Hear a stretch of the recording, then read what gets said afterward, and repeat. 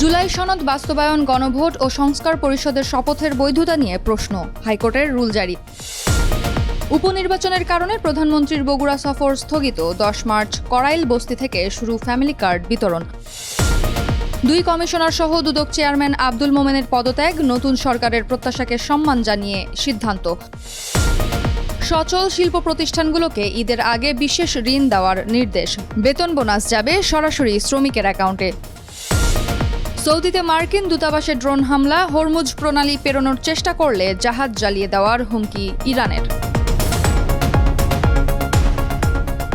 স্বাগত জানাচ্ছি the business স্ট্যান্ডার্ডের নিয়মিত আয়োজন টিভিএস রাত 8টার সংবাদের সঙ্গে আছি আমি রুবাইয়া এশা। দেখছিলেন সংবাদ শিরোনাম, এবারে বিস্তারিত। জুলাই সনদ বাস্তবায়ন আদেশ, গণভোট অধ্যাদেশ ও সংবিধান সংস্কার পরিষদের সদস্য হিসেবে শপথ নেওয়ার আদেশ কেন অবৈধ ঘোষণা করা হবে না তা জানতে চেয়ে রুল জারি করেছে হাইকোর্ট। 3 মার্চ বিচারপতি রাজিক আল জলিল ও বিচারপতি মোহাম্মদ আনোয়ারুল ইসলাম শাহিনের হাইকোর্ট বেঞ্চ এ রুল জারি করেন। 2 মার্চ হাইকোর্ট বেঞ্চ শুনানির পর আদেশের এই দিন ঠিক করেন। জুলাই জাতীয় সনদ বাস্তবায়ন আদেশ এবং গণভোট অধ্যাদেশের 3 ধারা ও তফসিলের বৈধতা চ্যালেঞ্জ করে সুপ্রিম কোর্টের আইনজীবী চৌধুরী মোহাম্মদ রেদওয়ানি খোদা 23 ফেব্রুয়ারি একটি রিট করেন। রিটে উল্লেখ করা হয়, গণভোট প্রক্রিয়ায় বিভিন্ন ধরনের অনিয়ম ও বিধি লঙ্ঘন হয়েছে। এসব কারণে গণভোটের ফলাফল যথাযথ ও বৈধ নয় বলে দাবি করা হয়। রিটকারীর দাবি, হাইকোর্ট যেন গণভোটের ফলাফল বাতিল করে দেন এবং নির্বাচনী প্রক্রিয়াকে পুনর্বিবেচনার নির্দেশ দেন। 10 মার্চ রাজধানীর করাইল বস্তি এলাকা থেকে ফ্যামিলি কার্ড বিতরণ কার্যক্রমের উদ্বোধন করবেন প্রধানমন্ত্রী তারেক রহমান। 3 মার্চ এ তথ্য জানিয়েছেন সমাজ কল্যাণ মন্ত্রী ডক্টর জাহিদ হোসেন। এর আগে ওই দিন বগুড়া সফর করে ফ্যামিলি কার্ড বিতরণ কর্মসূচিতে অংশ নেয়ার কথা ছিল প্রধানমন্ত্রীর।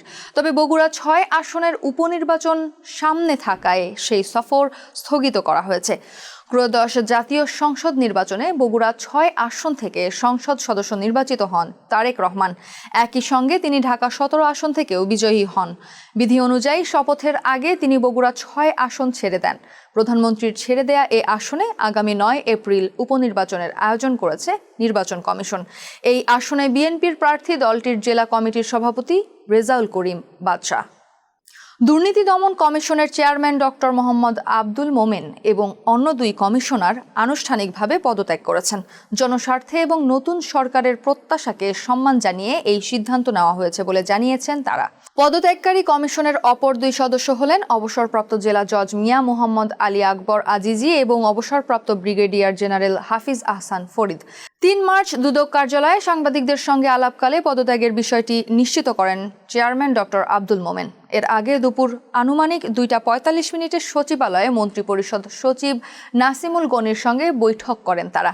পরে তার কাছে পদত্যাগপত্র জমা দেন। 80% রপ্তানি করে এমন সচল শিল্প প্রতিষ্ঠানগুলোকে শ্রমিক কর্মচারীদের ফেব্রুয়ারি মাসের বেতন ভাতা পরিশোধে সহজ শর্তে বিশেষ ঋণ সুবিধা দিতে ব্যাংকগুলোকে নির্দেশ দিয়েছে বাংলাদেশ ব্যাংক। জারি করা সার্কুলার অনুযায়ী এবং ঋণের পরিমাণ সংশ্লিষ্ট প্রতিষ্ঠানের বিগত 3 মাসে পরিশোধিত গড় বেতন ভাতার সমান হবে।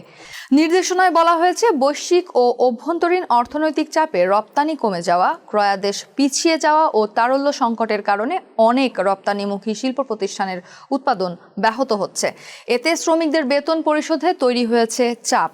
এ পরিস্থিতিতে উৎপাদন ও রপ্তানির ধারাবাহিকতা বজায় রাখতে এই ঋণ সুবিধা চালু করা হয়েছে। এ ঋণের অর্থ সরাসরি শ্রমিক কর্মচারীদের ব্যাংক হিসাবে পাঠাতে বলা হয়েছে। সৌদি আরবের রাজধানী রিয়াদে অবস্থিত মার্কিন দূতাবাসে ড্রোন হামলা হয়েছে বলে এক বিবৃতিতে জানিয়েছে দেশটির প্রতিরক্ষা মন্ত্রণালয়। বিবৃতিতে বলা হয়েছে, 2টি ড্রোন দূতাবাসে আঘাত হানে। এর পরপরই কূটনৈতিক কম্পাউন্ডে আগুন ধরে যায়। তবে এতে কম্পাউন্ডের সামান্য ক্ষতি হয়েছে। এদিকে বন্ধ হরমুজ প্রণালী পাড়ি দেওয়ার চেষ্টা করলে জাহাজে হামলার হুঁশিয়ারি দিয়েছে ইরান। দেশটির রেভলিউশনারি গার্ডস কর্পসের সিনিয়র উপদেষ্টা ইব্রাহিম জাবারি জানান, যারা এই পথে জাহাজ চালানোর চেষ্টা করবে তাদের জাহাজ জ্বালিয়ে দেওয়া হবে। এই ঘোষণা এমন সময় এলো যখন মধ্যপ্রাচ্যে উত্তেজনা বাড়ছে। তেলের আন্তর্জাতিক গুরুত্বপূর্ণ এই সমুদ্রপথ বন্ধ হলে বিশ্ববাজারে জ্বালানি সরবরাহে বড় প্রভাব ফেলতে পারে বলে আশঙ্কা করছেন বিশ্লেষকরা। দর্শক, এই ছিল টিভিএস রাত 8টার সংবাদে। এতক্ষণ সাথে থাকার জন্য ধন্যবাদ সবাইকে।